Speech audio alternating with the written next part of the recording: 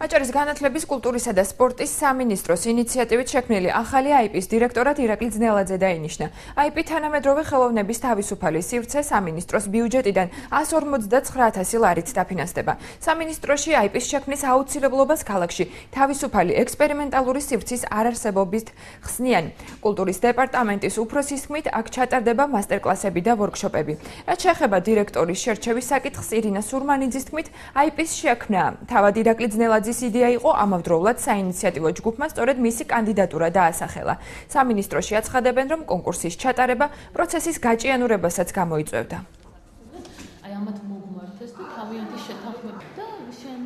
შექმნის აუცილებლობა ქალაქში, ვინაიდან არ არსებობს თავისუფალი სივრცე, რომელიც თანამედროვე ხელოვნების ისეთ გამოფენებს bis მოწყობის შესაძლებლობა შეიქმნება, რაც არ იქნება მაინც და მაინც სამუზეუმო სივრცისათვის შექმნილი. ირაკლი ძნელაძე არის ფოტოხელოვანი, ჩვენი ქალაქელი და ირაკლის იყო ერთ-ერთი მთავარი ინიციატორი ამ იდეისა. ირაკლი იქნა, ესე ვთქვათ, ერთგვარად წარდგენილი თავისი თანამოაზრეების მიერ, აი ამ საინიციატივო ჯგუფის მიერ.